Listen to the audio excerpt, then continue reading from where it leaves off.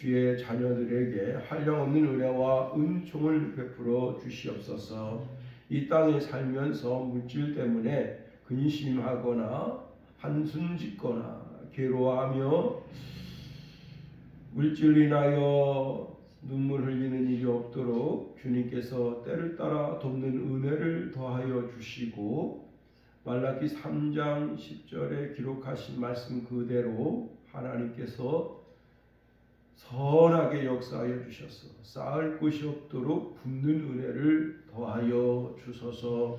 하나님, 주정 예물을 드렸습니다. 이 예물을 흠양하시고 예물 드린 심령을 감찰하시고 그들 심령 가운데 하나님께 올려드리는 모든 기도 제목을 주님께서 받아주소서. 또한 주의 잔을 달리며 드려지는 모든 헌신을 기억해 주시옵소서. 피아노로 영광 올려드립니다. 또한 아버지 하나님, 식사로 영광 올려드립니다. 교회를 청소함으로 영광 올려드립니다. 또한 이제 강대상의 화분과 음료로 또한 차량을 운행함으로 영광 올려드립니다. 예배 끝난 후에 섬김의 삶을 통해서 영광 올려드립니다. 우리의 헌신을 기쁘게 받으시고 하나님께서 복 주실 것으로 여겨주시며 인도하소서. 또한 이제 우리가 주의 말씀을 묵상합니다. 읽고 듣고 깨닫게 하시고 이 말씀 때문에 우리 영이 살게 허락하소서.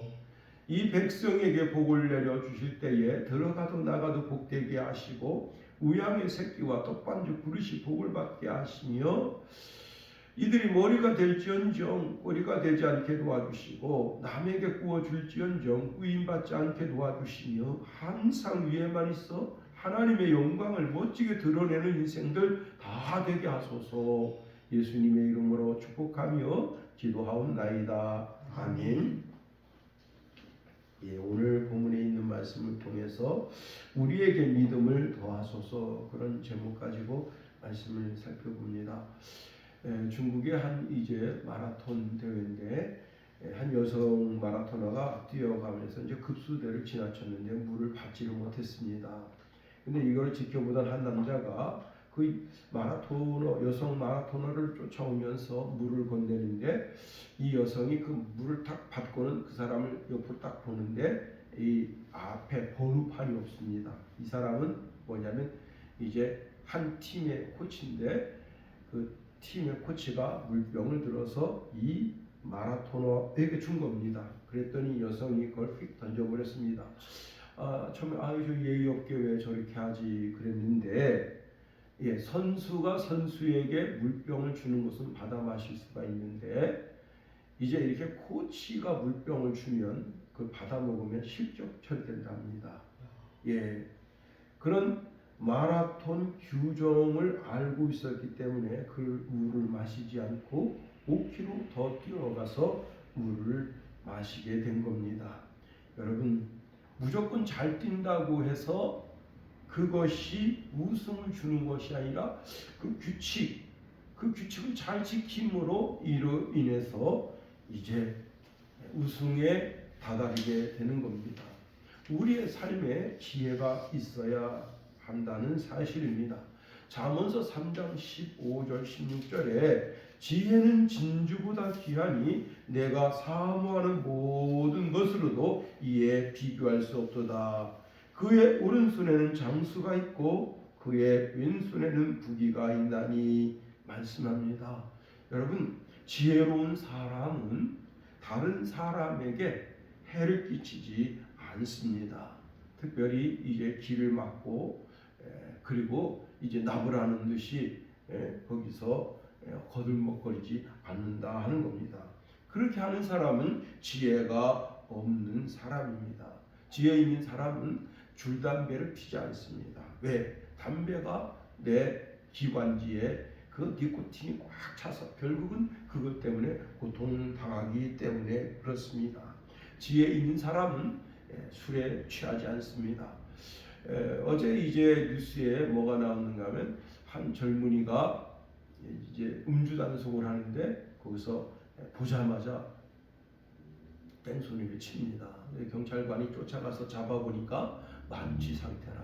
문제는 뭐냐면 그렇게 한 10km를 도망갔는데 10km 정도 도망가면서 여러 차와 추돌이 일어났는데 이 추돌이 일어난 차들은 만취됐기 때문에 그 변상을 해줄 수 없다는 겁니다. 직장도 날아가고 결국은 이제 다 현금으로 그 모든 차를 수리를 해줘야 하는 겁니다. 여러분, 지혜가 없는 자는 자신 스스로 자신을 죽이는 길로 가는 겁니다. 그런데 지혜 있는 자는 그 마음에 평강이 있다. 잠언서 3장 17절 18절에 그 길은 즐거운 길이요 그의 지름길은 다 평강이니라. 지혜는 그 얻은 자에게 생명나무라. 지혜를 가진 자는 복되다 말씀하십니다. 지혜로운 사람은 최고의 복을 받아 누리는 겁니다. 자, 신앙생활에 있어서 예배만 열심히 내는 것은 지혜로운 삶의 자세가 아닙니다. 진짜 지혜로운 삶은, 지혜로운 신앙의 삶은 어떤 것인가 하면 믿음을 활용하는 신앙인이 되어야 한다는 겁니다. 예수님께서 제자들에게 죄짓게 하는 일이 없을 수는 없다. 그러나 죄짓게 하는 사람에게는 화가 있다.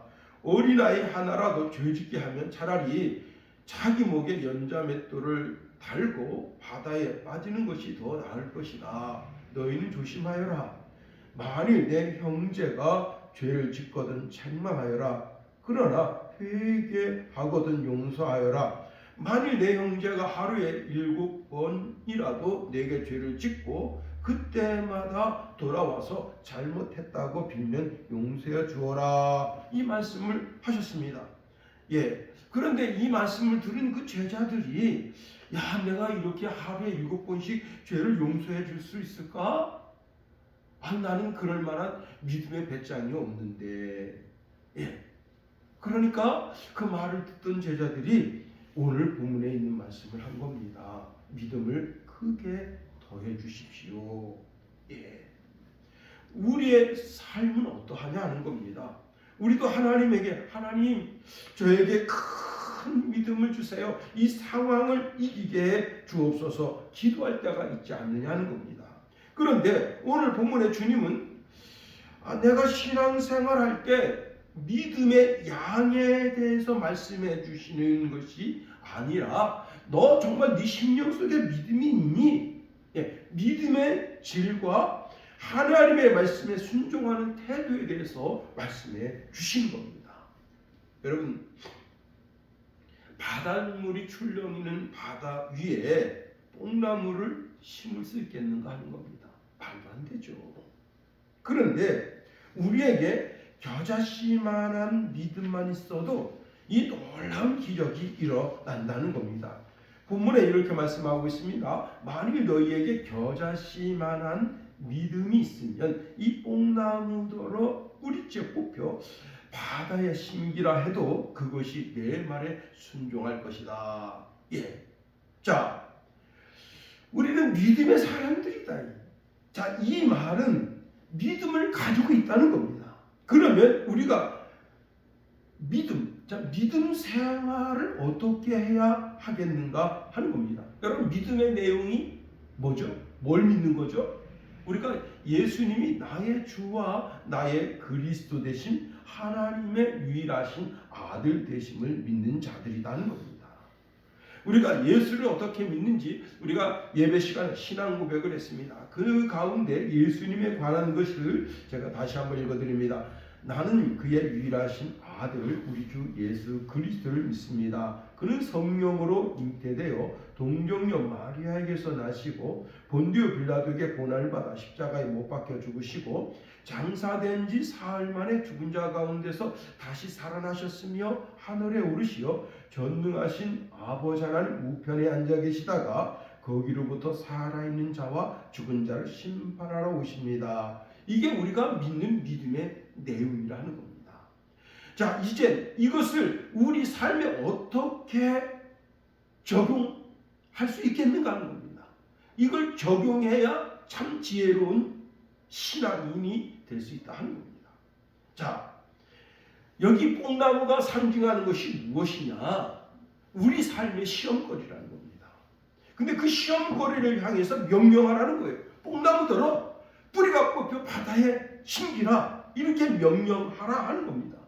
예, 뽕나무가 바다 속에 수중식물처럼 자라게 된다? 이게 생물학적으로 불가능한 얘기입니다.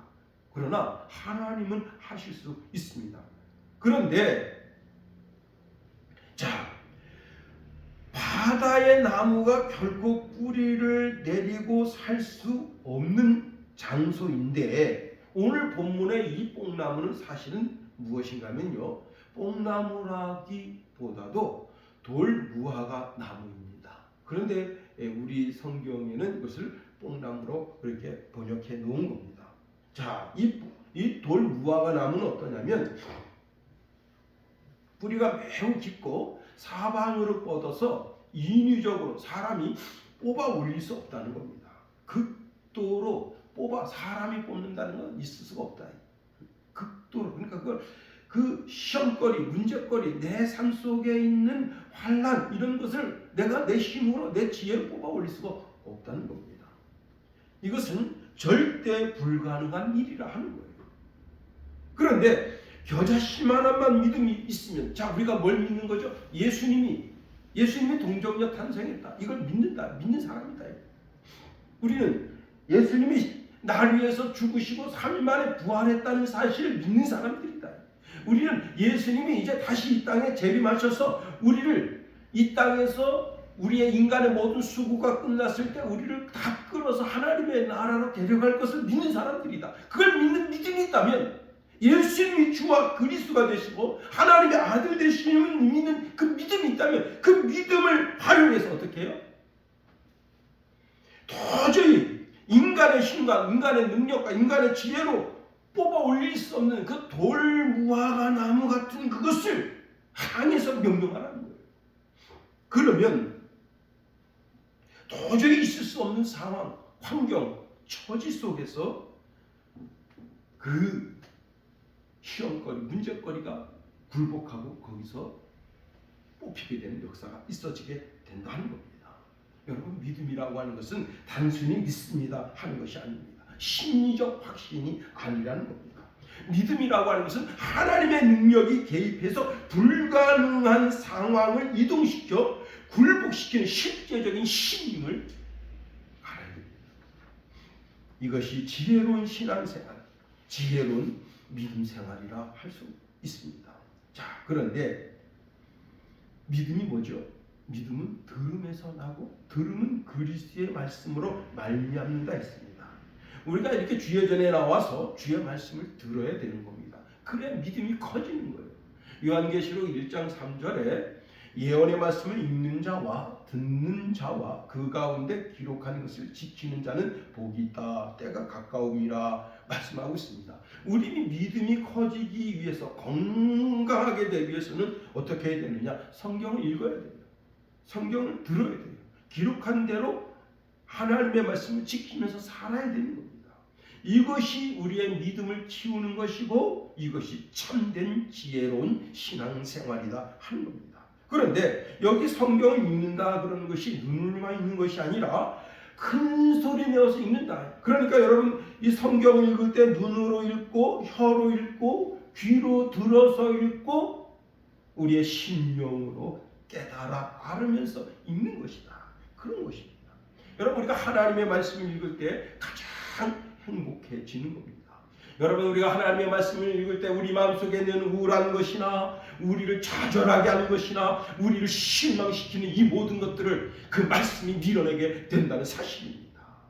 디모데후서 3장 16절 17절에 보니까 모든 성경은 하나님의 감동으로 된 것으로 교훈과 책망과 바르게 함과 의로 교육하기에 유익하니 이는 하나님의 사람으로 온전하게 하며 모든 선한 일을 행한 능력을 갖추게 하려 함이라 말씀했습니다.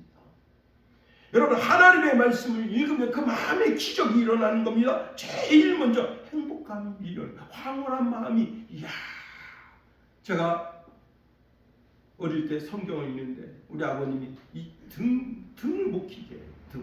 지금도 우리 아버님은 시골집에서 등이 닦였으면 야, 불 꺼라. 그렇게 하십니다. 예. 왜 벌겋게 대낮에 불 켜놓느냐. 예.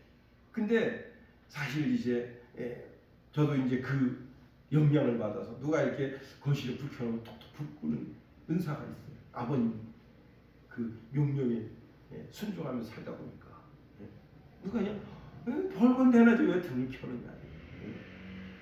커튼을 활짝 열고 태양빛에 그 생활 속에서 삶이 이루어가지. 그런데 여러분, 하나님의 말씀이 내 심령에 들어오면 내 속에 밝은 빛이 된다. 내 속에 있는 어둠을 밀어내는 거예요. 죄의 속성을 밀어내게 되는 겁니다. 그렇습니다.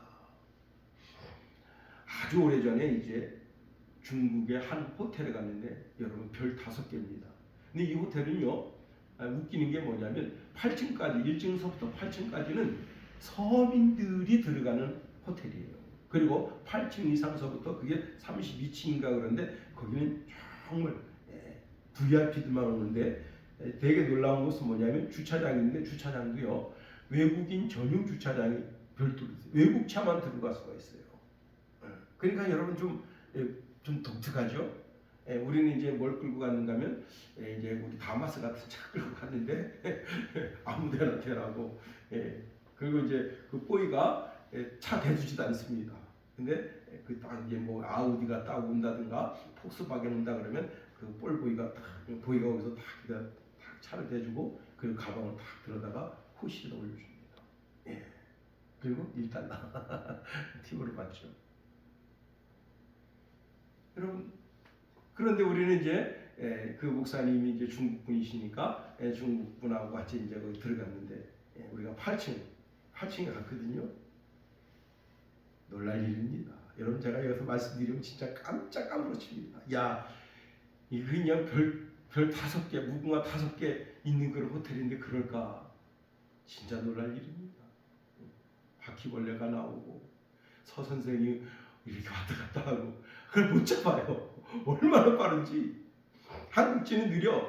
하도 많이 먹어가지고 천천히 가는데 이거는 얼마나 빠른지 몰라요. 그 목사님 잡으려고 막 그 신발, 야. 그런데 중국 사람은 틀립니다. 야, 우리가 별 5개짜리 호텔에서 잤다. 그래서 그 앞에서 그 신혼부부들이 그 호텔에서 자는 걸 이거로 여겨요. 그래서 그 호텔에서 막 이러면서 사진 찍어요. 행복에 젖었어. 그거 보면서 야, 아이고 주여. 이런 바퀴벌레가 드글드글대고 벽에 그냥 그 이상한 벌레가 막 기어다니는데 저는 이게 얼굴에 막 스물스물 이렇게 기어다니는 것 같아. 자는데 이러고 잠 못 자겠더라고. 밤새 그래서 밤새. 그 모기가 있어가지고 거기서 이제 모기향을 줍니다. 이렇게 동그란 모기향 있잖아요.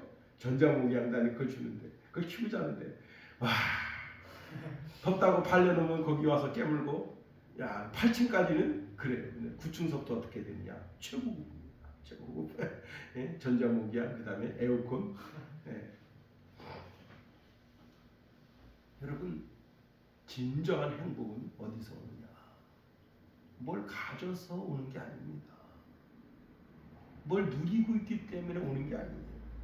내 심령 가운데 하나님의 말씀이 내 속에서 여러분 나를 부유케 하고 만족케 하고 행복하게 하는 역사를 이루십니다.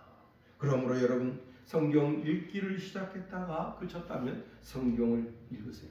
잠언서를 읽으세요. 요한복음을 읽으세요. 여러분의 영이 되살아나게 됩니다. 우리가 오늘 본문에 있는 말씀을 통해서 여러 가지로 한번 생각해 보도록 하겠습니다. 첫 번째는요, 자, 겨자씨 하나일 만한 믿음을 가지고 있는가 하는 겁니다. 우리는 종종 큰 믿음의 사람을 꿈꾸죠. 나도 큰 믿음의 사람이 되었으면 좋겠다. 그래서 우리는 예수님에게, 예수님, 제가 큰 믿음의 사람이 되게 해주세요. 구약의 모세 같은 사람, 구약의 엘리야 같은 사람, 아브라함 같은 사람, 그런 사람 되게 해주세요 하고 기도할 때가 많습니다. 그런데 이러한 요청이 자연스러운 신앙인의 모습처럼 보일 때가 많다는 겁니다. 그런데 우리 주님은 뭐라고 말씀하시죠? 믿음의 크기가 중요한 것이 아니라 너 속에 믿음이 있냐는 거예요. 그 믿음의 시작점이 지금 어디에 다 있느냐 하는 겁니다. 어디에 다 있느냐. 여러분, 제가 믿음이 뭐라고요? 믿음은 그리스도 예수의 말씀을 들음으로 생긴다 했는데, 내 믿음의 기저가 하나님께 다 있는가? 라는 그 시작점에서부터 출발하고 있다 하는 겁니다.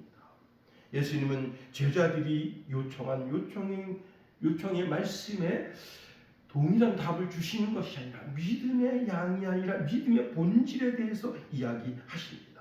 겨자씨는 당시 모든 사람들이 알고 있는 가장 작은 씨입니다.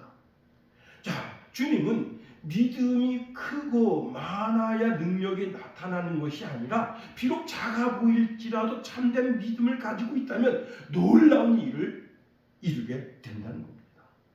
자, 여러분, 심지어 뿌리가 깊은 뽕나무조차 뽑혀 바다에 심기게 할 수 있다고 말씀하십니다. 이것은 과장된 표현이 아니라 믿음의 능력이 인간의 한계를 넘게 한다는 겁니다. 우리가 종종 난 믿음이 부족해서 이렇게 낙심합니다. 그래서 더 큰 믿음, 더 강한 믿음이 있었으면 하는 그런 마음이 있습니다. 그런데 주님은 믿음의 크기를 키우기보다도 너 믿음이 지금 그 작은 믿음이 내 속에 있니? 정말 하나님을 신뢰하는 그 믿음이 있니? 나를 신뢰하는 그 믿음이 있니? 그렇게 주님 물어보시는 겁니다. 믿음의 시작점, 믿음의 기저, 네 영이 지금 하나님께로부터 다 있니? 물어보시는 겁니다. 그렇습니다. 겨자씨는 작고 보잘것없어 보이지만 생명력이 있습니다. 그 안에 자랄 능력이 있다는 겁니다. 우리의 믿음도 마찬가지라는 거예요. 우리의 믿음이 비록 작고 연약해 보이지만 하나님께 다 있으면 그 믿음이 놀라운 능력을 이루게 된다 말씀하시면서 오늘 하반절에 이렇게 말씀하고 있습니다. 그것이 너희에게 순종하였으리라. 내가 그렇게 뽕나물, 들 무화과 나무를 향해서 이 들 무화과 나무에 뽑혀서 바다 심기우라 그렇게 하면 그 돌 무화과 나무가 우선 뽑혀서 바다에 심기우게 되는 그런 일이 순종하게 된다는 겁니다. 그렇습니다. 우리의 삶을 돌아보면 우리는 해결하기 어려운 문제들이 많이 있습니다. 사람과 사람의 관계 문제, 또 경제적인 어려움, 미래에 대한 불안함, 여러 문제들이 있습니다. 그럴 때 그런 문제들 때문에 우리가 쉽게 포기하고 낙심할 때가 있습니다. 그런데 주님 말씀하십니다. 겨자씨 하나일 만한 믿음이 있니? 그러면 그 믿음을 활용하라 말씀하십니다. 이 말씀은 우리에게 도전이 되는 겁니다. 우리가 과연 하나님을 신뢰하고 있는가? 나는 상황에 따라 하나님을 바라보고 있는가? 믿음은 감정이 아니라 선택이다. 눈에 보이지 않아도 결과가 당장 나타나지 않아도 하나님을 신뢰한다면, 하나님을 신뢰한다면 그것이 바로 믿음이라는 겁니다. 또한 이 말씀은 우리에게 위로가 된다 하는 겁니다. 내가 아주 작은 믿음을 가지고 있습니다. 그런데 그 믿음을 하나님은 외면하지 않는다는 사실입니다. 오히려 그 작은 믿음을 통해서 일해 나가기를 원하신다 하는 겁니다. 믿음의 크기가 아니라 하나님께 붙들려 있는가를 말씀하고 있습니다. 두 번째로 여러분 당연한 순종에 대해서 말씀하십니다. 목사가 이제 설교 준비할 때 누가복음 17장 전체를 이제 문단을 나누죠. 그리고 절을 나누고 그 절 안에서 동사를 찾고 명사를 찾고 형용사를 찾습니다. 그런데 오늘 본문은 5절에서 10절이 한 문단으로 되어 있어요. 이 문단을 나눈 것은 제가 나눈 것은 아닙니다. 그런데 겨자씨에 관한 비유에 대해서 이야기하다가 뜬금없이 순종하는 종에 관한 이야기를 지금 말씀하고 있단 말입니다. 자, 예수님은 갑자기 화제를 돌려서 종의 비유를 말씀하시고 있습니다. 자, 밭을 가는 종이 있습니다. 그 밭을 갈던 종이 양을 칩니다. 그리고 다시 주인에게 왔습니다. 그랬더니 주인께서 야, 수고했다. 앉아서 밥 먹어라. 그렇게 하지 않는다는 겁니다. 자, 주인이 식사 준비를 시키고 모든 식사 준비를 마친 다음에 종은 앉아서 편안하게 마십니다. 물 가져와라. 예, 물 따라두고 포도주 가져와라. 포도주 따라두고 부침 가져와라. 그럼 주인이 거기서 앉아서 편안하게 앉아서 그걸 먹기만 하고, 자, 그 다음에 종은 계속해서 서빙을 하는 거예요. 서빙을 하고 그 다음에 그 일이 다 마치고 난 다음에 그때서 주인이 먹고 남은 그 음식으로 자기 배를 채우는 게 종이라는 거예요.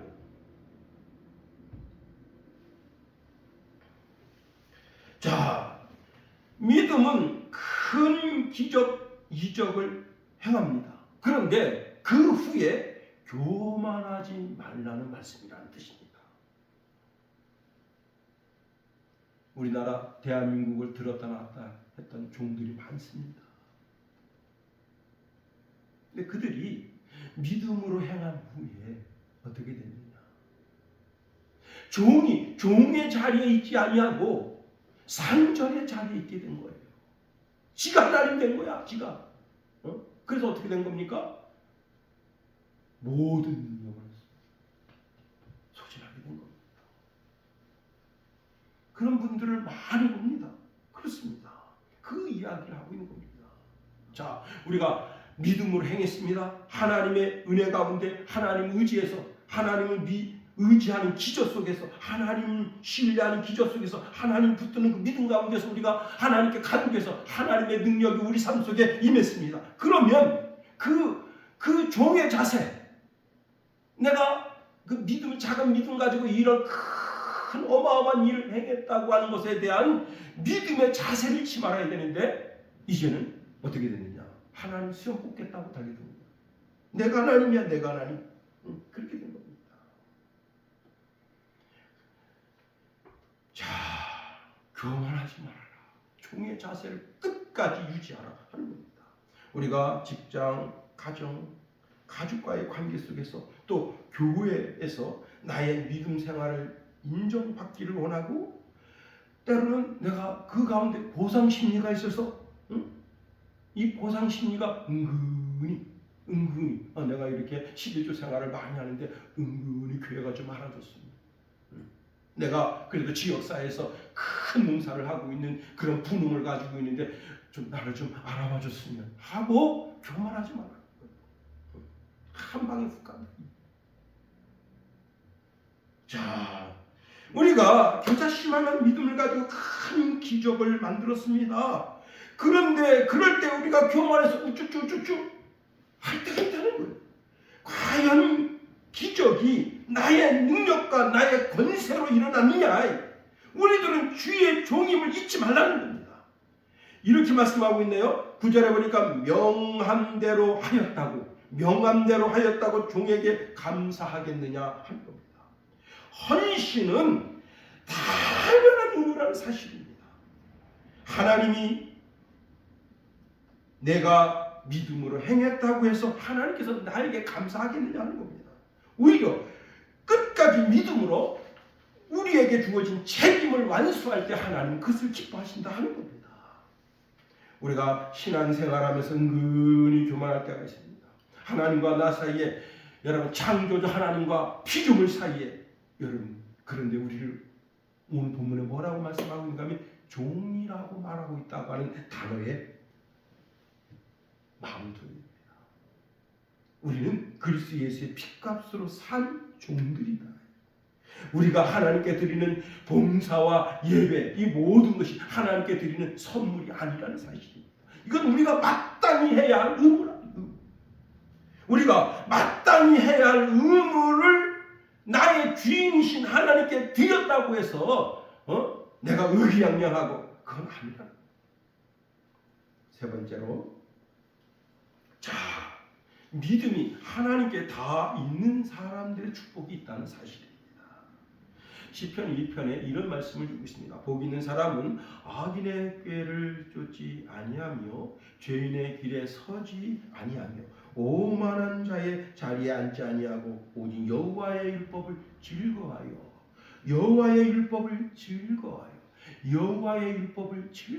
그 율법을 주야로 묵상한다 했습니다. 자, 이렇게 그 말씀을 주야로 묵상하는 자는 어떤 은혜가 있는가 하면 여러분 시냇가에 심겨진 나무와 같다는 거예요. 믿음에 서 있는 사람은 하나님의 말씀을 즐거워하고 그 말씀을 주야로 묵상한다. 늘 하나님의 말씀에 빠져 산다. 그러니 시냇가에 심겨져 있는 나무와 같다는 겁니다. 시절을 쫓아서 과실을 맺습니다. 과실을 풍성하게 맺습니다. 제가 이제 아무래도 이제 그래도 뭐 농부의 아들 아닙니까? 그래서 유튜브에 어떤 분이 야, 고추를 이렇게 심으면 고추를 많이 맺는다. 그래서 찾아봅니다. 네. 아, 이렇게 가지를 심으면 가지가 많이 맺는다. 그걸 찾아봅니다.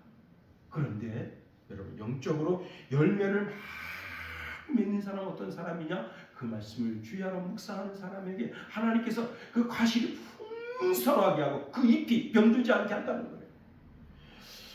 여러분 그 호박밭에 탄저병 딱 울마 오잖아요. 그러면 우리 아버님이 야 빨리 탄저병 약 갖다 뿌려라 쫙 뿌립니다. 그래도요 늦었어요. 약 뿌린 효과가 얼마인가 합니다. 한 15일 정도? 그 정도 지나가면 또 탄저병이 또 올라가요. 네. 여러분 그 행사가 다 형통하리로다. 그 행하는 일이 다 형통하리로다. 하나님 말씀 가운데 거하는 자에게 주시는 복이 이와 같다는 겁니다.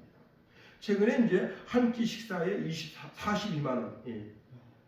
한 끼 식사인데 42만 원에다가 거기 이제 고급 양주가 꼈는데 그 종업원이 양주 가치기를 해가지고 그래가지고 이 사람 화가 났습니다. 그래서 그걸 제보해가지고 뉴스 쟁점화가 됐는데 야, 한 끼에 42만 원.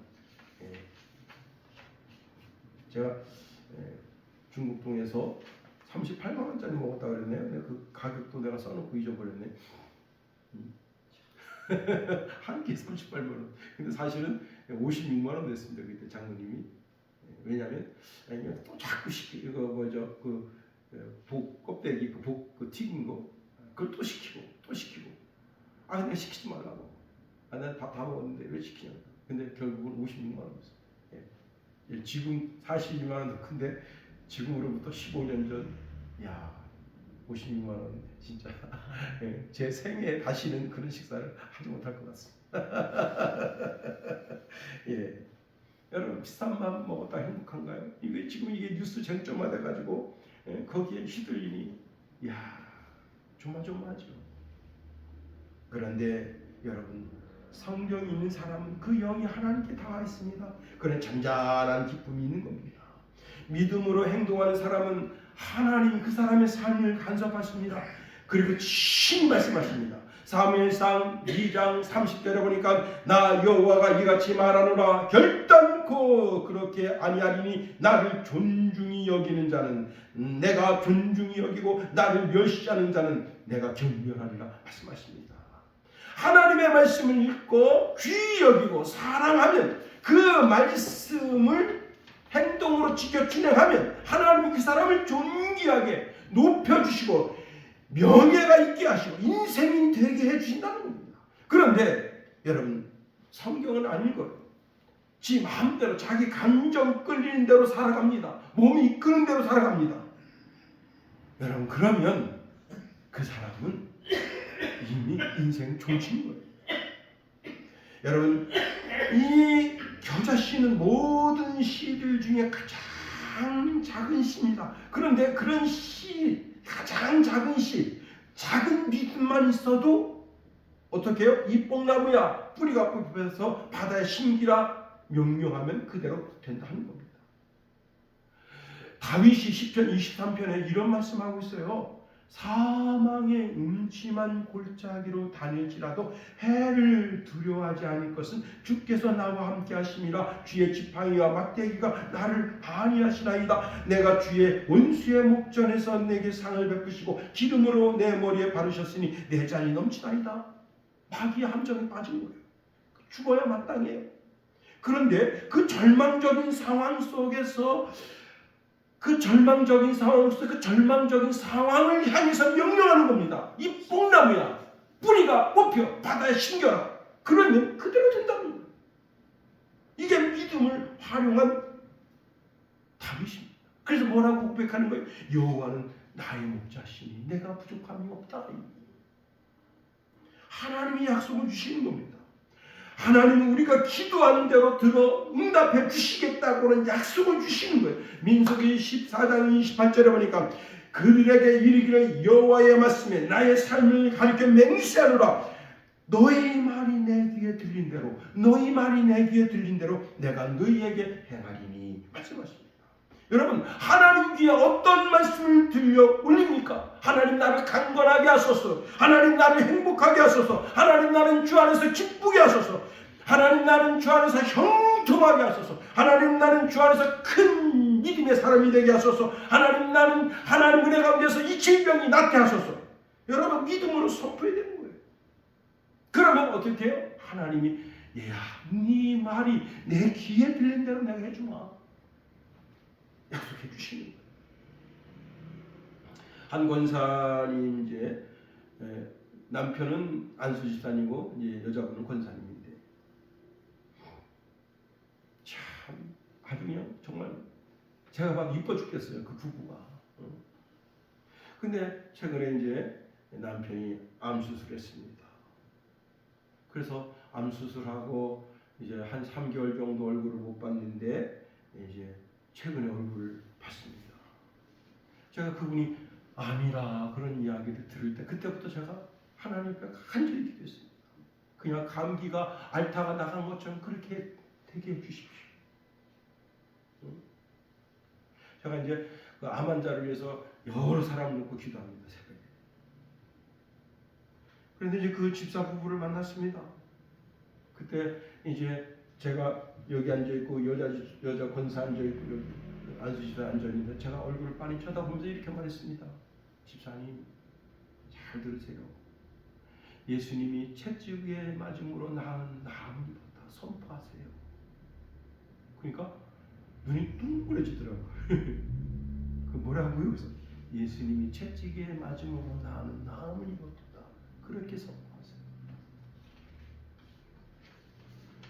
여러분, 하나님은 하나님의 자녀가 병들어서 그 병 때문에 근심하고 걱정하고 염려하는 것을 원치 않습니다. 여호와 하나님, 여호와 라파, 우리를 강건하게 하십니다.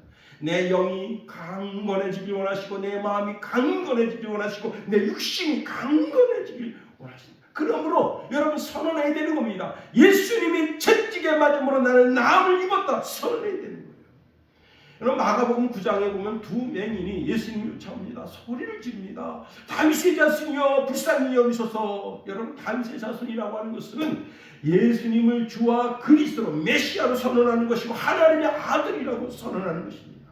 자, 그때 이들이 예수님 가까이 왔습니다. 내가 너희한테 뭘 해주기를 원하느냐? 예수님 만났습니다. 예수님 죽은 자도 살렸어요. 야, 그러니까 예수님 우리 눈 뜨게 해주세요. 눈 뜨게 해주세요. 그렇게 하지 않았어요.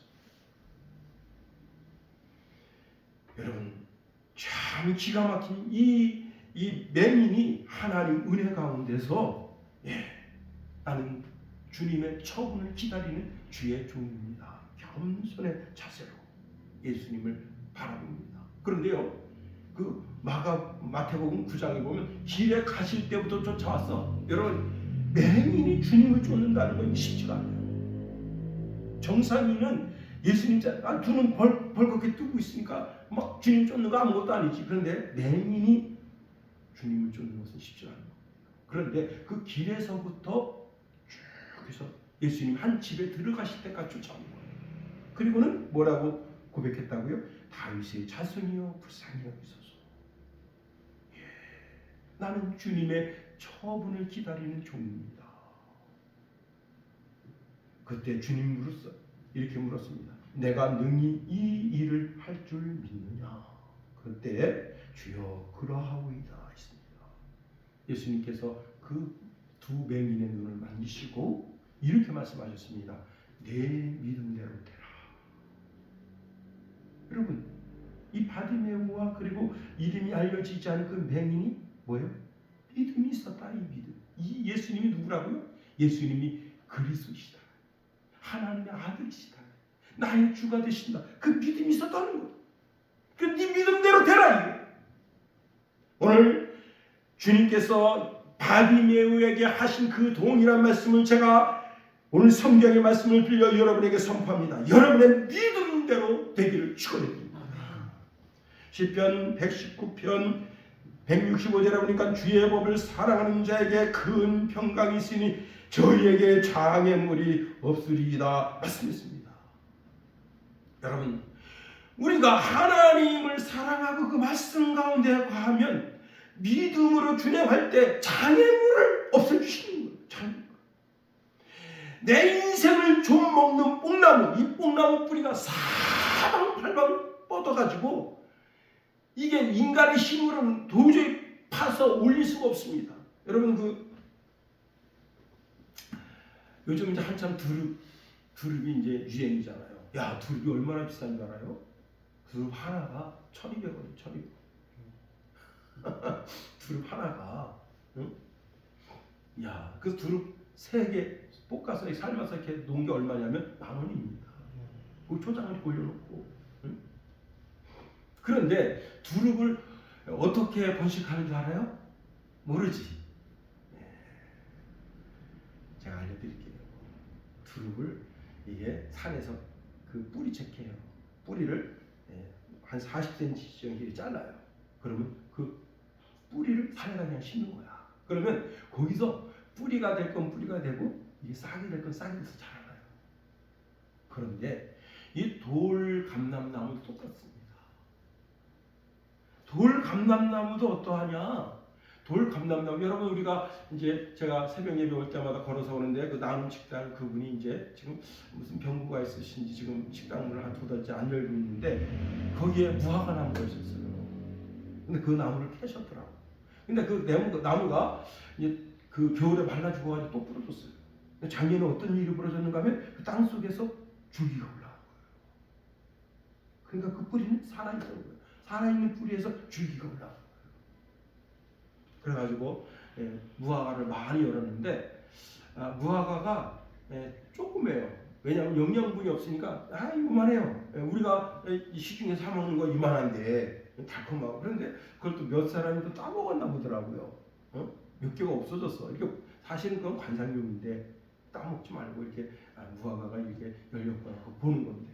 그런데 그 무화과가 어떠냐면 밑에 나무는 죽어 없어졌더라도 그 뿌리가 그 속에 있으면 그 속에서 뿌리가 싹 줄기가 다 올라간다.